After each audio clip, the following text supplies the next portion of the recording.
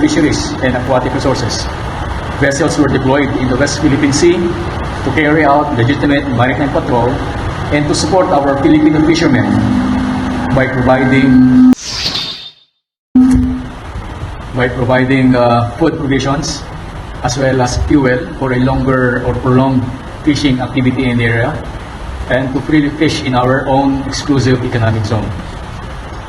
This morning, however, it was reported to the Philippine Coast Guard that some fishermen were subjected to harassment in the Escoda Shoal by Chinese vessels, which prompted the Philippine Coast Guard and the BFAR to proceed to Escoda Shoal.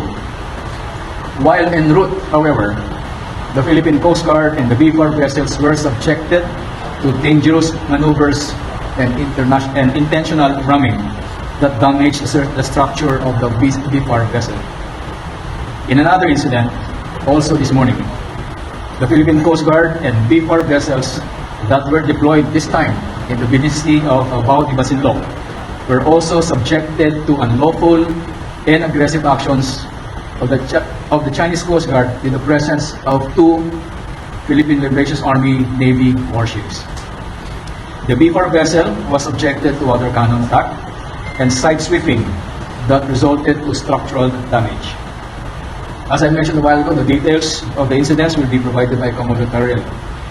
But may I state, and with emphasis, that the Philippines reiterates that the Bao de Masinloc is an integral part of the Philippine territory and has indisputable sovereignty over the high tide feature and its territorial sea.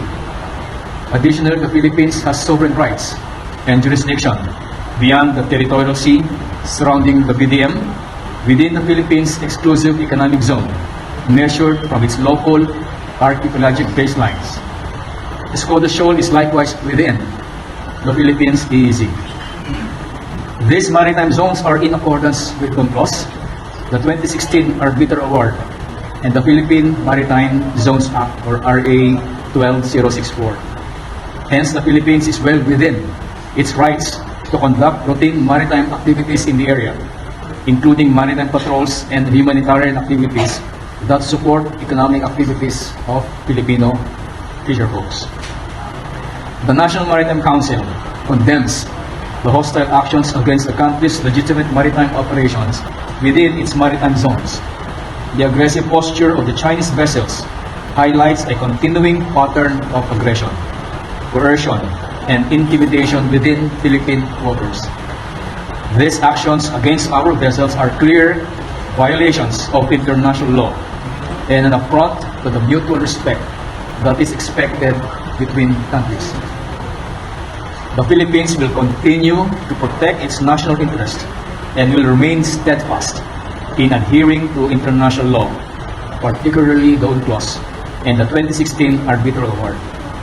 The Filipino spirit will not be deterred from any illegal, coercive, aggressive, and deceptive actions perpetrated by any actors. It calls on China to exercise self-restraint and fully demonstrate its commitment to dialogue and consultation. These activities of our government, the Philippine Coast Guard and the BFAR, is also the directive of our President to fully support our fishermen by bringing in provisions they need for a prolonged fishing activity in our waters. So that ends this presentation, and good morning to everyone. I would like Commodore Carrera to provide the details with regard to the incidents this morning. Commodore Carrera, please. Thank you, sir. Again, I would like to reiterate what Yusek Lopez mentioned. The main mission objective of the Philippine Coast Guard vessels and the Bureau of Fisheries and Aquatic Resources vessels that were deployed in Escoda and Bao de Masinloc is to ensure the safety and security of our Filipino fishermen who are legitimately have the rights to fish in our own exclusive economic zone. So, for the incident that transpired in Bao de Masinloc this morning, we have 4 vessels that were deployed in Bao de Masinloc. 2 Coast Guard vessels, BRP Teresa Magbanwa and BRP Cabra. These 2 Coast Guard vessels departed South Harbor, Manila for 9701. She departed yesterday at 6 a.m. For BRP Cabra, she departed last December 2. And for the BFAR vessels, both of these vessels departed Orion Port, Bataan yesterday morning. As early as 6 a.m. this morning, the Philippine Coast Guard vessel 4409 was already subjected to shadowing by the Chinese Coast Guard 3104. This was actually the first time that the Philippine Coast Guard in this particular mission was already shadowed by the Chinese Coast Guard at a distance of 19 nautical miles away from Bajo de Masinloc. At 6:30 in the morning, the Chinese Coast Guard vessel 5303 also shadowed 9701. Again, the distance of this vessel when the Chinese government started shadowing our vessel is only 19 nautical miles from that of Bajo de Masinloc. At 6:30 in the morning, the BFAR vessel Datu Pagbuaya was already subjected to water cannon and side sweeping of China Coast Guard 3302. Here's a video.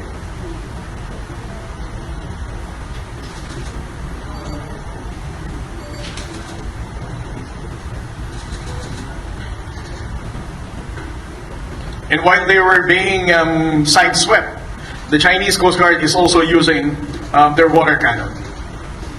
According to the BFAR vessel, the Chinese Coast Guard is actually targeting the navigation and communication equipment of the BFAR vessel.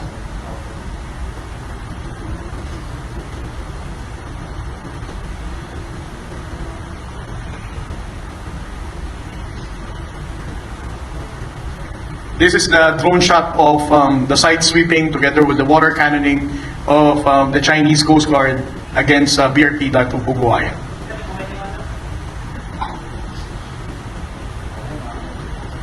You can just imagine how huge the Chinese Coast Guard vessel against the BFAR vessel. So this video would also counter the argument of the Chinese Coast Guard that what they're doing is a lawful and legitimate operation. This is actually an overkill. Imagine this, our BFAR vessel is so small compared to this humongous size China Coast Guard vessel. And they have disregarded the collision regulation, intentionally side sweeping a smaller Coast Guard, a smaller BFAR vessel.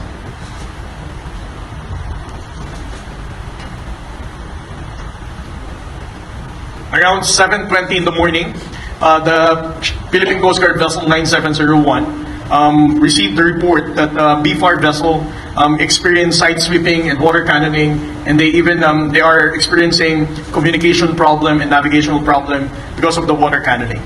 That's why 9701 intention was to go near BRP Datu Pagbuaya.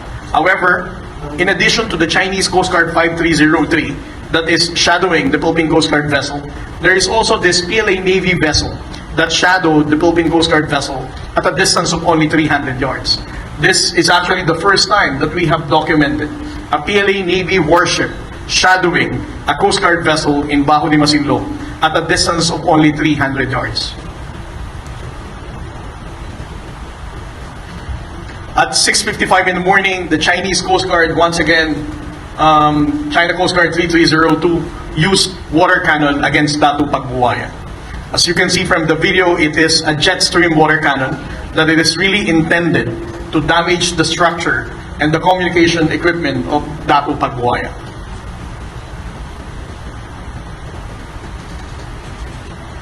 A good thing that the BFAR vessel have seamanship skills to outmaneuver this bigger Coast Guard vessel. That's why it's very difficult for them to directly hit the superstructure of the vessel.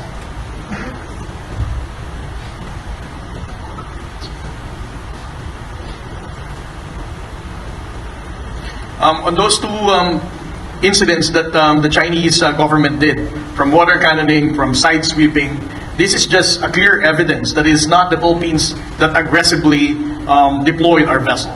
The one that is aggressive here, the one that is provocative and escalating tension in Bajo de Masinloc are the Chinese Coast Guard vessels. Again, let me reiterate, this is the first time that the PLA Navy warship has been deployed to shadow a Coast Guard vessel.